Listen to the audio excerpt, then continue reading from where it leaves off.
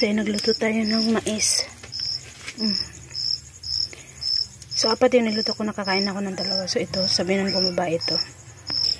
So, guys, nakita ko yung sili. Tignan niya. Sobrang laki niya na, oh. Mulalaki talaga tong sili na to. Tapos, kaninang umaga. So, guys, may pinadala para sa akin. Tinapay. Tinapay at saka yung tawag dito. Okay. Aloo gobi. Tapos may ano din siya, guys. Kheer. Ito yung 2 paborito ko to. Yung kanin niluto sa gatas, guys. Tapos yung parang siyang harina na masarap yun.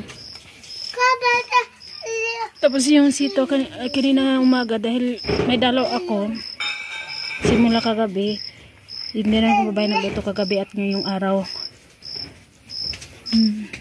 Nandiyan na sito, kinuha niya na pero di niya napansin yun nandun sa labas. Oh. Pero hindi pa naman yun masyadong kalakihan yun nasa labas. Kain na tayo, guys, mais. So guys, tignan nyo din talong ko. Malaki na siya, tapos may isa pang batubo, tapos yun. So harvestin ko na yan. Tapos meron din dito, ayan o. Tapos may patubo din. Ay, may ano din, bunga din. Tapos yun, meron. Dumarami-dami na yung bunga niya, guys. Dara lang mo lingkod, ha?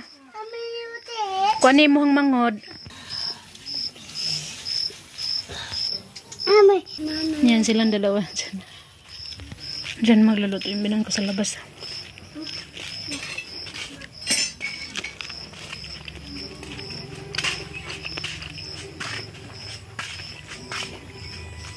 So guys, dyan guys, nagtanim na ako ng mangga. 3 piraso yung mangga na tinanim ko dyan.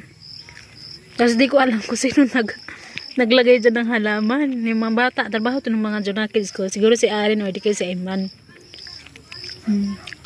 Diyan ko talaga nilagay yan sa sulok-sulok kasi para hindi paglaruan ng mga bata ba. So punta tayo ulit sa likod, guys. Kada gabi nilalak ko na yung gate dito sa likod, guys, no? Dahil pag gabi ba marami na namang basa-basa na lang dumaraan. Alam nyo na dito medyo pag gabi kasi yung mga binata dito mahilig sa marijuana ba, ganun, kaya iwas na lang din.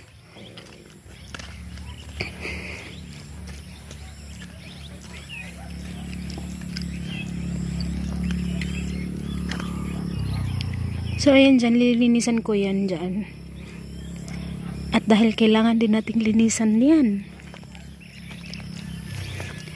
So, napag-isipan ko sana talaga dapat na wag ko na lang munang linisan yan. Hayaan ko yan dyan, no? Pero, parang hindi pa rin ako panatag na hindi to malinisan dito na side. Kasi dito medyo okay na talaga siya, day, oh. Ito na lang talaga yung iniisip ko. Linisan ko yan sa dyan hanggang doon sa aking halaman sa banda likod sa may dirty kitchen.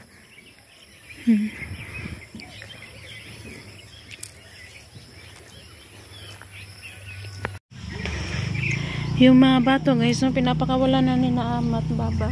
Hindi din sila bus. Ayan. Kinukulong lang kapag aalis sila. So, tignan mo yan sila dyan. Nilinisan nila yung maisa nila. Ganito yung mga kanila yan.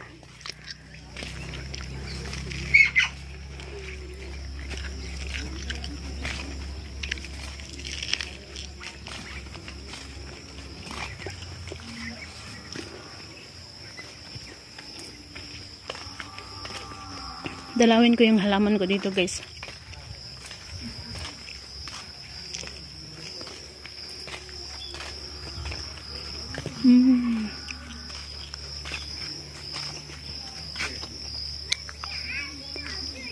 Buhay na ulit siya, pero hindi talaga maiwasan yung may namatay, nag-iisa. Kailangan na naman ulit itong diligan. Tapos yung pula, tingnan mo, buhay na ulit. Nalanta yung dahon niya, pero buhay na talaga siya. So, tignan niya si Didi kanina, yung habang na-video ko sa likod kanina, yung may nagbuhat ng damo. Yung dito na sa pinutulan niya na, ginapasan niya na. Sana yung sa likod din.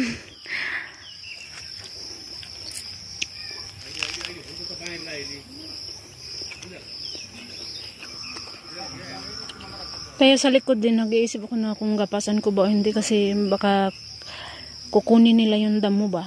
O baka mag-react sila. Pinutol ko lang ng ganun yung dahon. So, samantalang sila yung mga damo dito pinapakain nila sa mga alaga nila. Yung bayabas guys, tingnan yung dami-dami ng bunga. Oh. Soon, pwede na rin natin yung kainin. Tapos si na auntie, nagtanim din pala sila dito ng kamote. Oh. Ayan.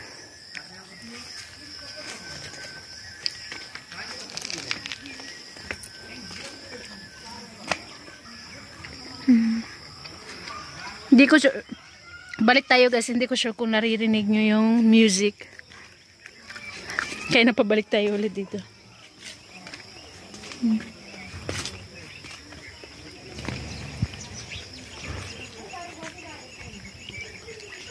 Ang laki na talaga ng doon sa taas, tingnan nyo yung upo. Yung patula. Madalas talaga yung patula, no? Sinasabi kong upo. Ayan. Doon medyo na siya talaga, ulaya na. Dito ang laki na din, no? Ayan. Gulang na yan siya. Kahit lagi naman kami nag-uulam nito guys, hindi talaga maubos-ubos yung bunga niya. Ayan, ayan. Ayan, yan din sobrang laki oh. Pero sabi nung biyanan ko, pag may dalaw daw ako, wag daw akong humawak sa kahit na anong tanim. Lalo na yung number 1 na yung langka. Kasi daw mamamatay. Mamamatay o yung mga bunga. Parang masisira yung ganan. Malalaglag. Kaya yung dati guys, yung pag maliliit pa itong mga langka, sobrang daming bunga no. Pag nalalaglag yan, pinagsasabihan kami ni Baba ng biyanan kong lalaki. Dalawa ng biyanan kong babae, pinagsasabihan na kayong dalawa pag may dalaw kayo, wag na wag yung hawakan yung langka. Kaya tingnan nyo nangyari na yung mga bunga nun. Tsaka dito, tingnan nyo, ginapasan na din pala di ante. Oh. Ako sana talaga yung dapat gapas dyan. Pero magpapaalam muna ako sa kanila bago ko yung gapasan nun. Dahil si RJ nga, dumaraan dito. Hindi mo talaga yun masasaway sa RJ. Huwag pumunta sa kanila. Dahil, syempre, close na close nila yan. Sana nag-ano din sila kay RJ. Nagkikipaglaro sila kay RJ.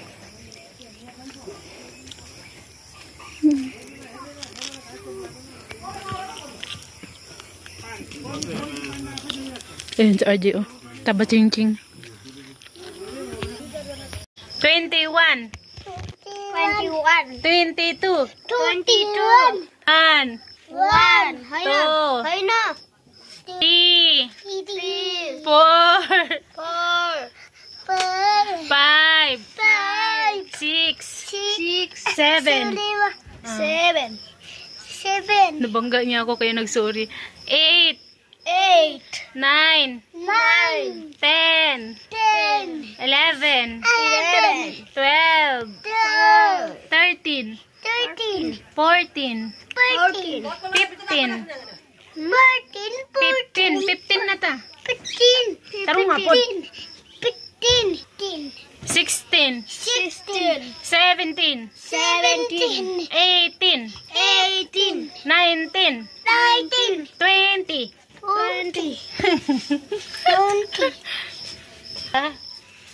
Baho! Na? Ang isa daw kailok. Ang isa daw. Ang isa na po kailok, no?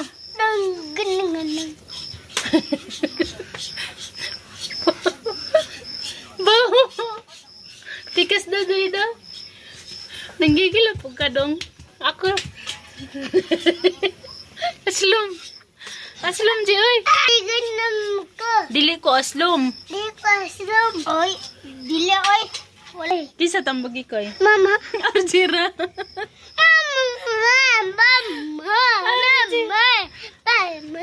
Kisa tambagi ko eh. RJ, tambagi ko sa RJ. Ano, sige mag-aanang baba ni mo. Guys, tignan niyo. Yung halaman natin. Ay, yung bulaklak natin. Ito yung sa likod sa kitchen natin. Nanguha ko ng isa. May 3 na kasi siyang bulaklak na lumabas. Pero kinuha ko yung isa. Ganda, diba? Asa ka? Simon magkuha na siya ng gatas. Ganyan.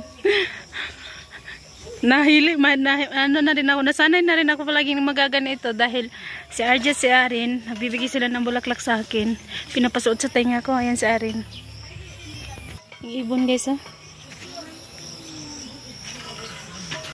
So hi guys, dito tayo sa likod ng bahay natin. Ganda ng view natin, no?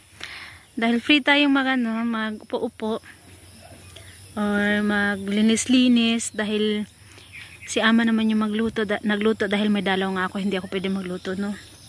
Kasama na yun sa tradisyon nila guys, yung hindi ka pwede magluto dahil may dalaw ka, hindi ka pwedeng kasi ano yun eh, parang pag kunwari, ano ko sa inyo guys ha. Pero na-share ko na to ha, pero share ko lang ulit sa mga bago, may bago tayong subscriber dyan, no?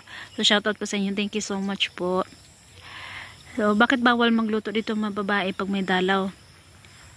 Kasi pag may dalaw ka, ikaw yung magluluto, hindi kumakain yung mga lalaki. Like, okay lang kahit kapatid mo, ganun. Hindi ko sure din kung okay lang ba kahit kapatid mo. Pero parang hindi ko sure kasi yung asawa ko kasi walang kapatid eh. Nag-iisa kasi yung asawa ko eh. Ang alam ko lang pag yung father-in-law ko. Hazur. Didi. Sa kanila yung mama is ito, yung sa likod ng bahay namin. So kunwari guys, na may dalaw ako. Pag ako yung nagluluto, hindi ko makain yung biyanan kong lalaki sa luto ko dahil may dalaw ako. Kasi para sa kanila marumi yun. So, yun yung pagkakaalam ko dito guys, no. Pero dahil may dalaw tayo, kaya si ama yung nagluluto. Pero kahit may dalaw ako, at lalo na pag ayaw magluto ni ama, talagang ako pa rin talaga yung magluluto. Pero yun nga, minsan hindi ko makain yung biyanan kong lalaki, pero ang importante yung mga bata dai. Kung ayaw nilang kumain sa luto ko, lalo na kapag may dalaw ako, lalo na kapag hindi sila nagkaintindihan ng mga biyanan ko pa, nag-awayan sila.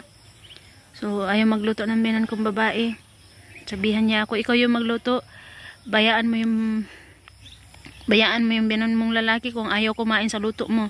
Oo. Pero kahit man nag-away yan sila, kailangan magluto dahil may anak tayo. May mga bata tayo. Kaya minsan, pag ako yung nagluluto, may dalaw ako, hindi ko makain yung biyanan kong lalaki. Pero si ama kumakain.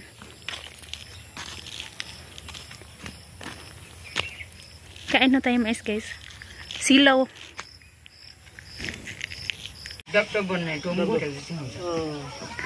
Yan yung lulutuin nila ngayon. Gabi. So hi guys, assignment ng mga bata. Homework. Sa Arin, Ayman.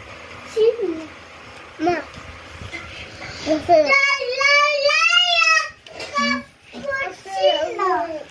Lala cappuccino. Ayan, yung trabaho niya yan. Saan